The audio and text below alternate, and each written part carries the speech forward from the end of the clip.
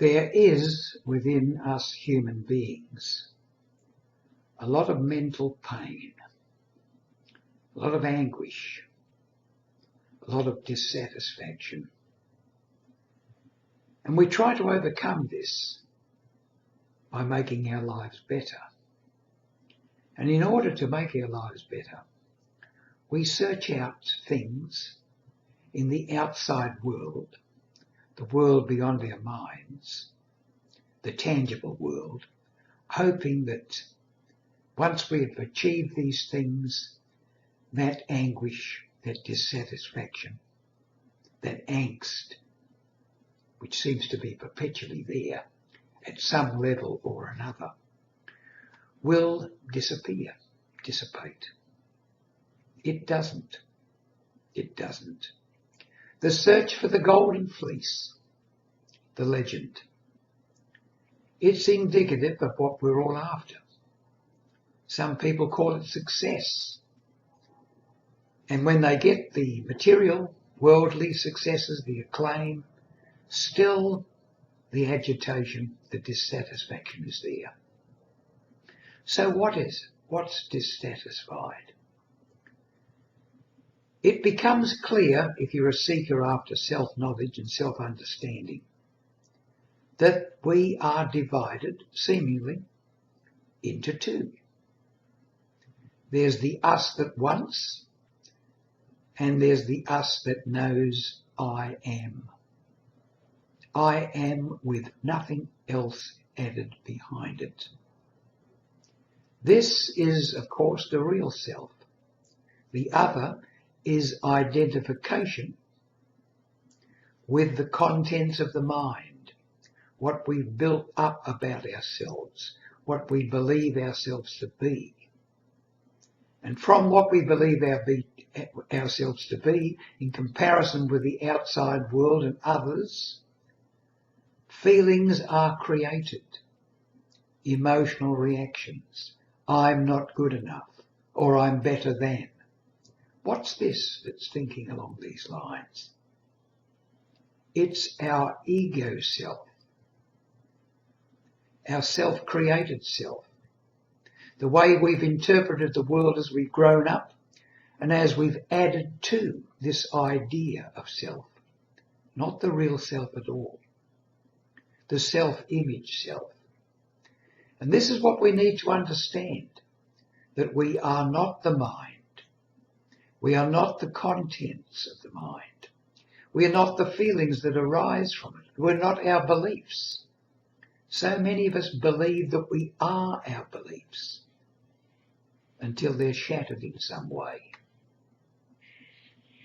We are something else again. In a word, we are a fragment of the divine. We are consciousness, consciousness itself with a will. The consciousness and the will is what we are, if you think about it. Consciousness and the will. Everything else is what Dr. Alberto Saglioli said, are the elements of the mind, the thinking, the feeling, the beliefs. They are not what we are. Once we realise that, once we realise that the mind is there, the body is there as a tool for us to use and experience the world, things become better. We become more accepting of what is. And let's face it, whatever occurs in our life, what is there. We can change ourselves and change what is there, but that is up to us. But we have to accept at this moment, at this very moment, what is here in our lives. With that acceptance comes a lot of peace. What's doing the accepting? We are. Our self-understanding, our real self. But I realise this is getting a bit heavy. I have this little piece of cardboard. on my desk, and every now and again I look at it. And it says on the back of it, I am in continuous receipt of unerring guidance.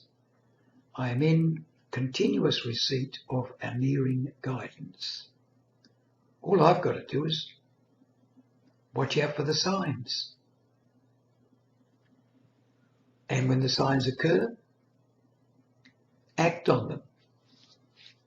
On the other side, I've got acceptance of this is how it is at this moment. I am enough as I am now. And a quote from Krishnamurti, I don't mind what happens. I don't mind what happens. It takes a lot to get to that stage. But to reiterate, you are not your thoughts. You're not your feelings. You're not the emotions. You are that which experiences these. You can control them. You can regulate them. You have power over them because you, the real you, is nothing more than I am, with nothing further added behind it.